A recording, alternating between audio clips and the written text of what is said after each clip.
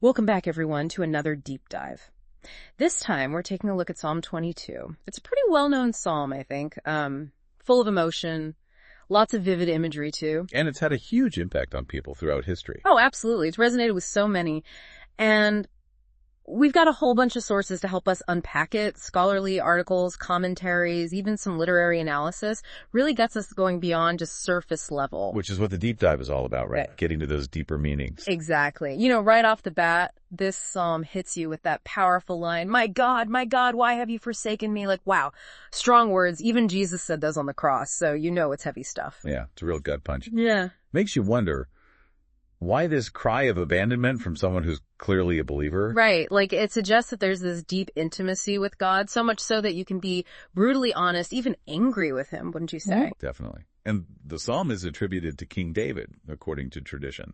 He was a warrior, poet, a man after God's own heart, but also, had his flaws. There's this tension there that really echoes through the whole psalm. Oh, for sure. But speaking of David writing it, we can't just take that as fact, right? There's a lot of debate about the actual authorship. And the historical context, too. Oh, yeah, absolutely. Some scholars say it might be from a later period, maybe reflecting on the experiences of the Israelites in exile. Which makes you think, does knowing the historical context change how we see the psalm? Or does it transcend those specifics and speak to a more universal human experience of suffering? What do you think? That's a great question. It probably does both to some extent, but the universality of the themes is undeniable. I mean, look at the structure of the psalm. It's not just a random outpouring, Sure. A lot of scholars point out that it follows a chiastic structure, which is like a literary device where themes mirror each other. Oh, right. Like a carefully crafted symphony of emotions. I like that. Exactly. For example, it starts with that cry of abandonment and ends with a declaration of praise and trust. Recognizing this structure, it helps us see the song as a whole rather than a bunch of verses just strung together. Makes sense. So already we have all this complexity. Possible Davidic authorship, connections to exile, the chiastic structure. There's a lot to unpack before even looking at the content itself. You got it. And speaking of content, those opening verses, Psalm 22.1, 22, they really set the tone. Feeling ignored, prayers unanswered. It's like, what does forsaken even mean in this context? Right. Forsaken. It's a heavy word. Is it about a physical absence? Emotional distance? Spiritual disconnect? Makes you wonder. It's like the speaker is challenging God, demanding an answer for their pain. Yeah. And it's interesting because instead of sinking into despair, there's this shift in Psalm 22.3 to 5, like the music changes. Sure. The despair's still there, but there's a new element. Remembering God's faithfulness to past generations. A communal memory. And it makes you think about what faithfulness even means in this context. Is it specific events? A general feeling of God's protection, or a theological concept? I'd say it's a weaving together of all of those, wouldn't you? Definitely. It's like the speaker is grabbing onto any hope they can find, any evidence that God hasn't completely abandoned them. That's a great point, and it really resonates with me. I mean, it makes you think, listener, where do you turn for hope when you face hardship? Absolutely. It's such a powerful and universal question. But the journey doesn't end there. The psalm goes to a very personal, even disturbing place in verses 6 to 8. Yeah, this is where the imagery becomes really tough to handle. The speaker is compared to a worm, mocked, despised. It goes beyond feeling alone. It's about feeling completely dehumanized. And it's so important to remember that this kind of dehumanization, it isn't limited to ancient times. Not at all. People are bullied, ostracized, stripped of their dignity all the time, even today. This song gives voice to that experience, to being marginalized and rejected. It's timeless. The words hit you hard. I am a worm and not a man, scorned by everyone, despised by the people, raw and visceral. It paints this picture of complete vulnerability, exposure. But then, in the middle of all that darkness, there's a flicker of light. You mean Psalm 22.910, right? It's easy to overlook, but it's theologically deep. The speaker, even in their suffering, remembers being entrusted to God from birth, even from the womb. Right. And it's not just a sweet childhood memory. It's a statement about God's presence, that it predates our awareness, like a bond woven into our very being. Powerful stuff. So even when we feel most alone, most abandoned, there's this deeper connection, a divine presence. And maybe, just maybe, that's the seed of hope that grows later on in the psalm. It very well could be. Okay, so we've gone from despair to remembering God's faithfulness, to humiliation, to this powerful image of being held by God from the very start. Whew, it's a roller coaster. But knowing this psalm, I'm sure there are more twists and turns to come. Oh, absolutely. The journey's not over. And the imagery in the next section, Psalm 22.11-18, is probably the most vivid, even disturbing of the whole psalm. But let's dive into that next time. So last time, we saw that glimmer of hope. The speaker remembering God's presence from the very beginning, even from the womb. Powerful stuff. Definitely. But Psalm 22, it doesn't shy away from the darkness, does it? Not at all. In fact, it kind of dives right back in. These next few verses, 11 through 18, they're some of the most visceral, even terrifying imagery in the whole Bible. It's like, we had a moment of calm, and then bam, right back into chaos. Bulls, lions, dogs, all these wild animals closing in on the speaker. And it's not just the number of them, it's how they're described. Strong bulls of Bashan surround me. They open their mouths wide against me like a roaring lion tearing its prey. It's not passive. These animals are attacking. Yeah, ripping and tearing. And the language used to describe the speaker's experience is so physical, too. My bones are out of joint. My heart has turned to wax. My strength is dried up like a potsherd. It's like their body is literally falling apart.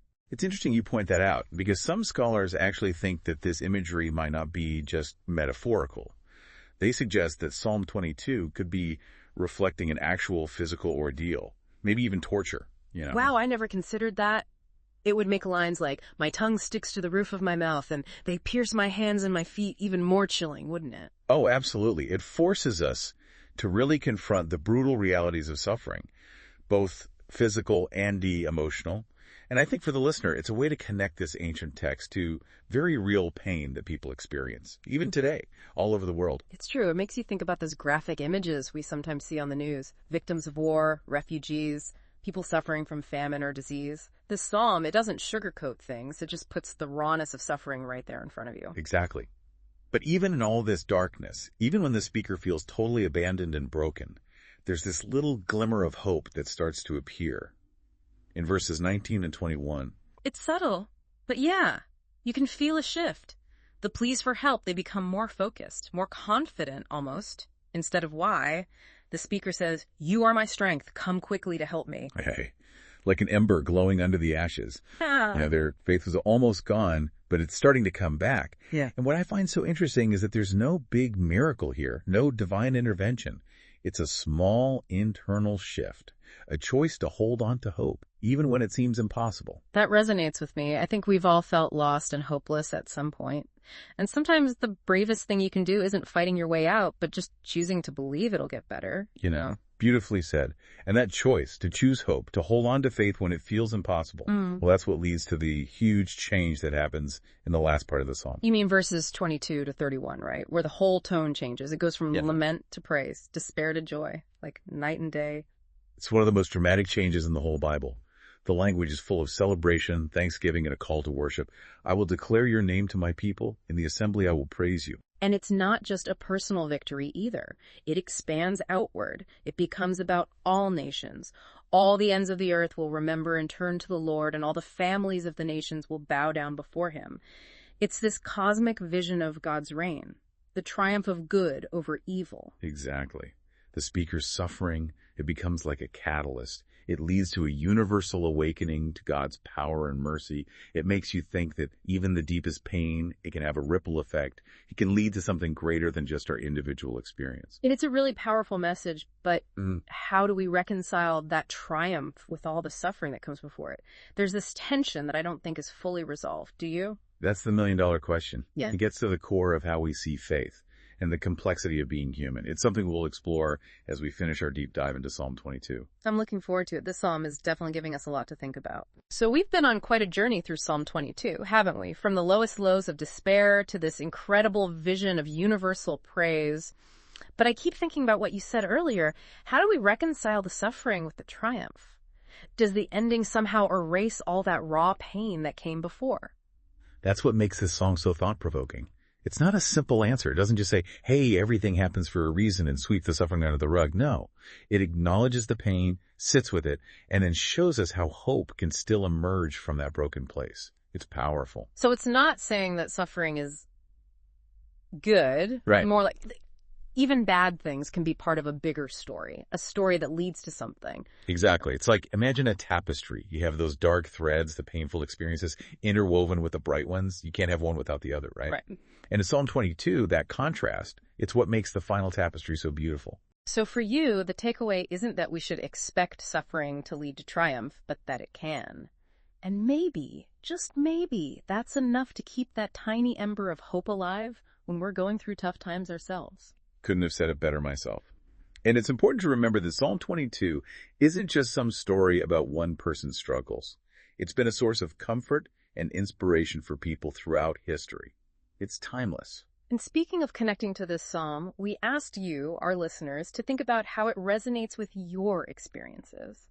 Have you ever felt that abandonment the speaker describes? Where do you find strength when you're going through something difficult? Maybe you relate to that feeling of being surrounded by enemies, whether they're real or just in your mind. Or perhaps you felt that profound connection to something bigger than yourself, even while you were hurting. And even if you haven't personally experienced that kind of anguish, I'm sure you can think of someone who has. Maybe a friend going through a tough time, someone dealing with loss or illness, or even just seeing people on the news facing unimaginable hardship. Psalm 22, it reminds us that suffering is a part of being human. We all go through it.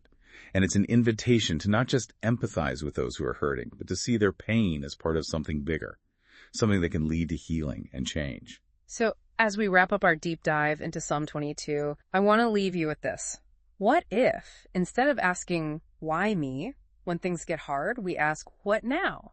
What if, instead of seeing our struggles as an ending, we see them as a beginning, a chance to tap into that strength and resilience that the speaker in Psalm 22 shows us? Maybe, by embracing the good and the bad, the darkness and in the light, we can find a way forward that leads not just to personal triumph, but to more compassion and hope for the world around us. And that, I think, is what makes Psalm 22 so powerful and enduring. It's a reminder that even in brokenness, there's beauty. Even in darkness, there's light.